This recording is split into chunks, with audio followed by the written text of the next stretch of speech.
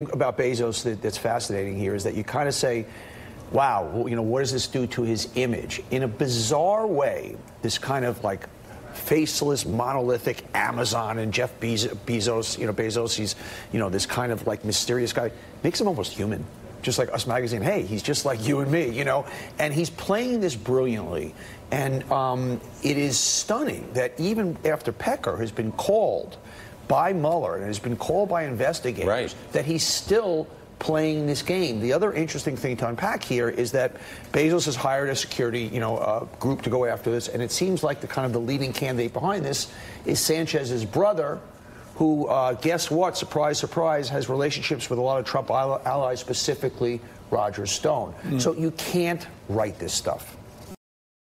You really can't. And the thing that surprised me, Mike, when the first Bezos story came out, was the arrogance. Here's a guy that struck a deal with Robert Mueller.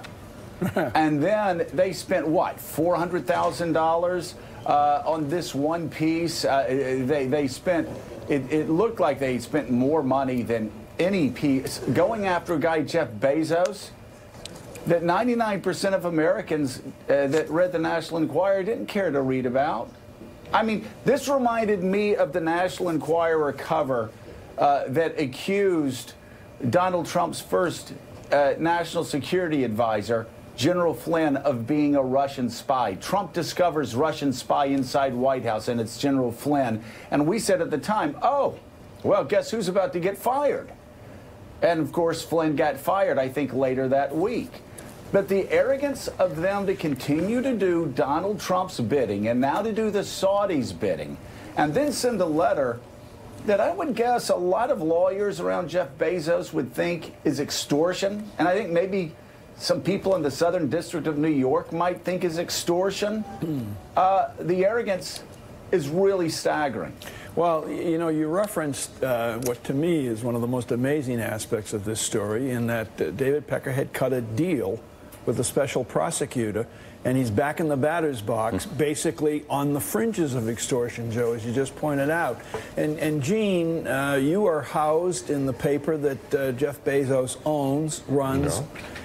He doesn't operate it every day, we all know that, but this is a staggering story, and as Donnie pointed out, when you have $800 billion in your checking account, there's not much to fear, because he's not going to get fired, he's not going to get shamed. He is Jeff Bezos. Yeah, he is Jeff Bezos, and I think we may soon refer to AMI as the former AMI, because if they want to get into, well, they did want to get into this sort of a match with Jeff Bezos. It's very clear to me who's going to win this. It's extraordinary the way he published the emails that he got from AMI, and they certainly look extortionate to me. I mean, either you stop looking into us and our political motivations, or we will publish the following things. And here are the pictures we have, and we have this, and we have that, and he published all of that. There was a time, as you said, Jeff Bezos is not around the Washington Post every day. He's been there a bunch of times, but he lives in Seattle, and he does his day job, and he leaves the journalism to the journalists. But there was one time he came to an all-staff meeting, and he was talking about the Post. He was actually versus the New York Times and other papers. He said, there's a certain amount of badassness about the Washington Post that he really liked and he wanted to keep. And there is a certain amount of badassness about Jeff Bezos that I think makes us all proud to work for him, because they did, as Mika said in the intro, I think they mess with the wrong guy, and they have found that out. Well, and while we're talking about, as you said, badasses, I read a quote from Kara Swisher, who happens to be one of those as well. She's the best. She said, I don't love Jeff Bezos in general, but I love Jeff Bezos in particular here. And Donnie Deutsch, what an extraordinary lesson. You can cower in the corner, and you can cave to bullies, or you fight bullies. And Jeff Bezos, at least last night on Twitter and social media and everything that I read, to a lot of people, actually, even though he did, did some humiliating things, he put it out there and said, here I am. I screwed up.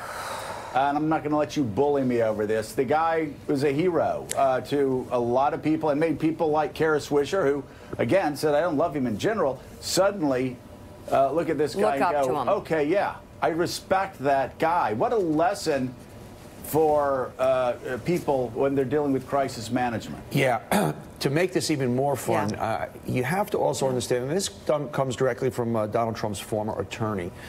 Donald Trump was obsessed with Jeff Bezos long before this, because Donald Trump is always about measuring sticks and keeping score. And as Bezos got richer and richer, it would drive Trump crazy. This is long before all of this kind of passion play came forward. So the ultimate bully, who we all know at the end of the day is really kind of an impotent, cowering little man, is really, really feeling this one, because long before this party started, he had a lot of Bezos envy going on.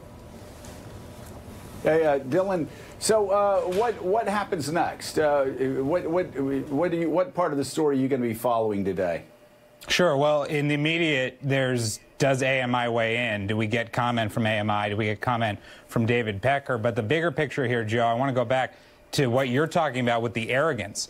Why, if you have already copped to catch and kill stories, to paying to silence accusers of Donald Trump, why are you still out there pursuing, like you said, a guy who, well, maybe a household name for us is not a household name for most of the country? To me, it's not so much what does National Enquirer have on Jeff Bezos that's driving this story. What I wonder is what does Jeff Bezos maybe have on the National Enquirer? What does he have about the ties to Trump, about the ties to Saudi Arabia? The fact that he's floating that out there, I think, inviting all of us to sort of pursue that line of questioning more. That's where the story is going to go from here for me. And you know, the other thing I'll say is you're right. Bezos, in the eyes of so many people, like the Kara Swishers of the world, he is all of a sudden a hero. I saw someone tweet, you know, he's earned his journalism wings with this move. So he has pulled off a masterstroke in terms of recasting his own image, in terms of making himself look like a good guy again. You know, so all of this, none of this is going to have a negative effect on Amazon. None of this is going to have a negative effect on the Washington Post. If anything, it bolsters the Washington Post, and it bolsters the morale at a company like Amazon. So this is a net win for him, and I think it's just a question how much of a loss and how damaging will this be for David Pecker and AMI. Susan, I don't think anybody watching the show is surprised that the National Enquirer is sleazy. And that comes through in these emails and this attempted extortion of Jeff Bezos. But again, what's so stunning is that they were in a cooperation agreement with federal prosecutors and still carrying out this alleged extortion attempt. And that just makes me think, well, you know, when that happened, when that was revealed, everyone kept talking about what is in Pecker's safe.